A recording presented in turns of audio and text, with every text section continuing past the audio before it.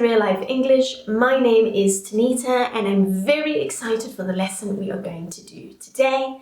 In the southern hemisphere of the world where I happen to be living, spring has started and I'm so excited for the warmer weather. And the main reason why is because in my city, the houses aren't really built for cold winters and we get fairly cold, not very cold, not like snowing kind of cold, but cold enough that we haven't quite built for this kind of weather. So I'm very, very excited that it's getting a bit warmer now. I thought today I could share with you some common spring idioms, phrasal verbs, as well as words that we might use during this time of the year and different ways that we can use them. To begin, let's start with just some common words that we might hear during this time. The first one that I'd like to go through is the word blossom. I'm specifically looking at this word from a verb perspective, not as a noun.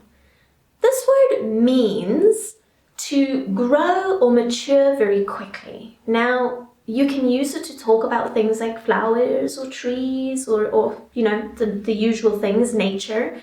But the reason why I really like this word is that we can also use it to describe people. And that's why I think this is such a nice word. It's very creative. And I'll give you an example. My ideas blossomed into a wonderful story. All right. So I'm not describing something necessarily as growing in the very sort of literal way. I'm talking about something developing further. So we can use it to talk about ideas or skills or just a person in general in terms of their characteristics or personality. The next word that we're going to look at is sprout. Now, I really like this word because we use it often to talk about something very popular that has suddenly arisen or shown up in our lives. So sprout ultimately means that something arises or shows up very quickly. We use it to talk about things that are popular. For example, there are cat cafes sprouting everywhere lately. Okay. I've never been to a cat cafe, but I hear they're really cool and I really like cats and dogs. So it would be nice if somebody could open a cat cafe in my country. I totally would support that kind of restaurant. I love cats, they're cute.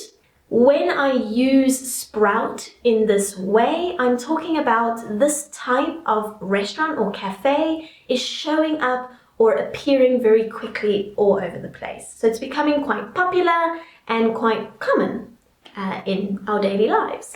The last word that I'd like to focus on or talk about is fragrant. It's just a nicer way to sort of talk about something smelling pleasant. All right, so instead of saying that smells nice or this smells nice, we could say it's fragrant. Now, obviously in spring, we have lots of beautiful flowers that are sort of sprouting everywhere. They're becoming a lot more common.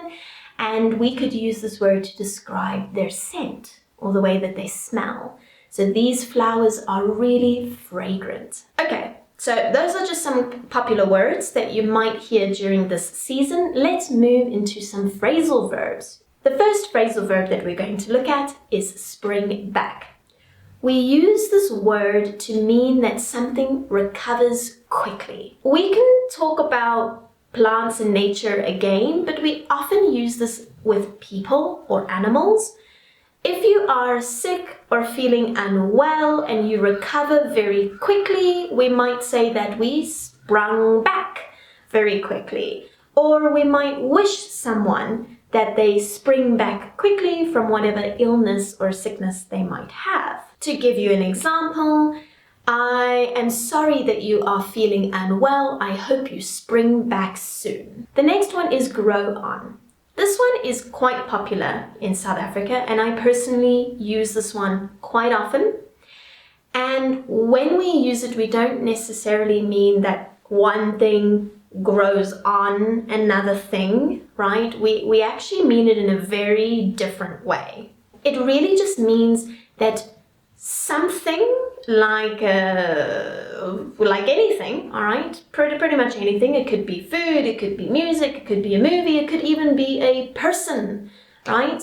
What we say or what we mean when we use grow on is we're talking about how that thing slowly over time becomes almost acceptable or pleasant for us. Often we use this phrasal verb to talk about our tastes over time. Now, when I say tastes, I don't just mean like, like tasting stuff, right? I'm talking about the things that we like. Our taste in music, clothes, fashion. Clothes and fashion are the same thing technically, but music, movies, the people that we like, how we like to spend our time, the wine that we like to drink or the food that we eat, right? These things change as we get older. We could say, broccoli has really grown on me, or broccoli is growing on me. And we just mean that we're starting to like this thing and our tastes are changing, and that's okay. Our third phrasal verb for today is water down. What we really mean, or a more common way that we use this, is to say to dilute something, all right? So to make something weaker or not as strong by adding another thing to it. So in other words, it means to ultimately lessen the effectiveness of something. Let's use this phrase in a creative way. The moment he refused her request, her authority was watered down. Okay, so a little bit different, but it ultimately means she had a certain level of authority, which was then made less effective by his refusal. All right, so let's get into some idioms. All right, I'm not sure why I'm dancing, but I think it might be because my legs are getting a little stiff, so let's just cue some music.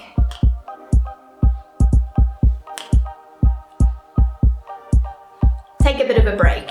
Okay, anyway. Number one, you've probably heard of this one before, but it's always nice to refresh and review the things that we already know.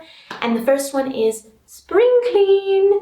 In winter, most people like to stay indoors, right? It's cold outside, we don't really want to do anything, we do activities at home. It's quite normal that the house gets messy, like really messy. Okay, very normal. Because of this, we often like to do what is called a spring clean when the weather starts to get warmer. Right now we can start opening the windows and we can start getting in the fresh air, and it's such a wonderful time. But a spring clean is ultimately a deep and thorough clean of a particular space or your home, right? So when you get into spring, you can say, I'm going to do a spring clean this weekend, which really is just telling everybody that you are going to clean your house, but like really, really well. Idiom number 2, and the idiom is to nip it in the bud. Okay, now, I must add here, this idiom sometimes gets confused or changed, okay? And sometimes you will hear people say to nip it in the butt, the tushy area of your body, right? Sometimes people will say to nip it in the butt. It kind of makes sense, but it isn't the right way of using this idiom. Now, a bud, more specifically, to give some background on this meaning or this idiom, we need to look at the word bud and nip quickly. So bud is what we call the new growth of a leaf or a flower, right? This is before it even looks like a leaf or a flower. It just kind of looks like this little round thing. And I'll bring up a picture so that you can get an idea of what I'm talking about, because I don't think I'm explaining it well.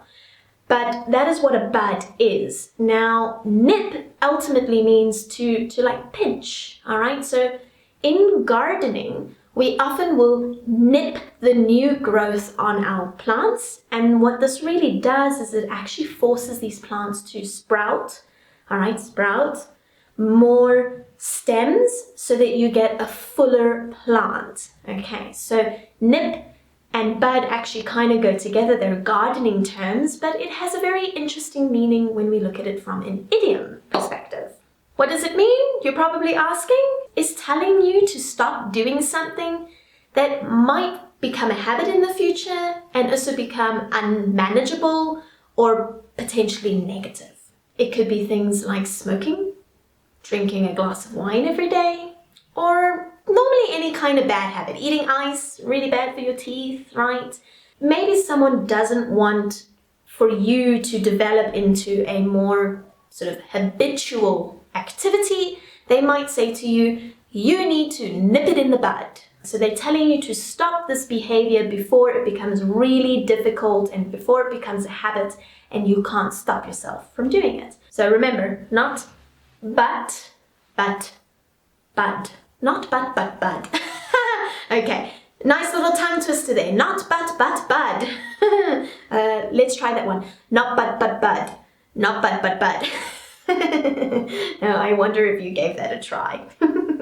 Last idiom for today, last phrase, word, anything that we're going to look at for our video today, and that idiom is to plant a seed. When we use plant a seed, we mean to encourage or to mention an idea that we hope one day will push someone into action. Imagine that you want to convince someone to start exercising, right?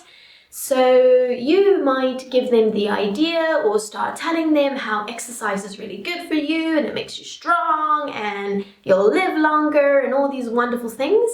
And slowly over time, because of this idea that you have given them, maybe they start to exercise. Looking at an example, I am going to plant a seed with my manager and show her how important employee happiness is. Okay, so those are our words, phrasal verbs and idioms for our spring season. All right, to quickly overview, we had a look at the words fragrant, sprout and blossom. We looked at the phrasal verbs spring back, grow on and water down. The idioms that we looked at today were spring clean, to nip it in the bud. Remember, not but, all right, in the bud. And the last one was to plant a seed. Remember, if you like my videos, please do hit the subscribe button, click the little bell so that you get notifications when there are new videos out, and like the video and share it with your friends if you found it useful. I really do appreciate it. That's all from me. I hope you have a wonderful morning, afternoon or evening, whatever time it may be. I hope it's a great one and I will see you next time. Have a good one. Bye. Hi, welcome back to Real Life English. Not just one cloud getting in the way. Changing my lighting, I don't like it. Okay. What to do? Wait. Or continue. Bitter, better. Lie down, Mom. Thank you. Yes. You want to say hello? Oh, big yawn. Someone's tired. Now, obviously in spring, we have lots of fragrant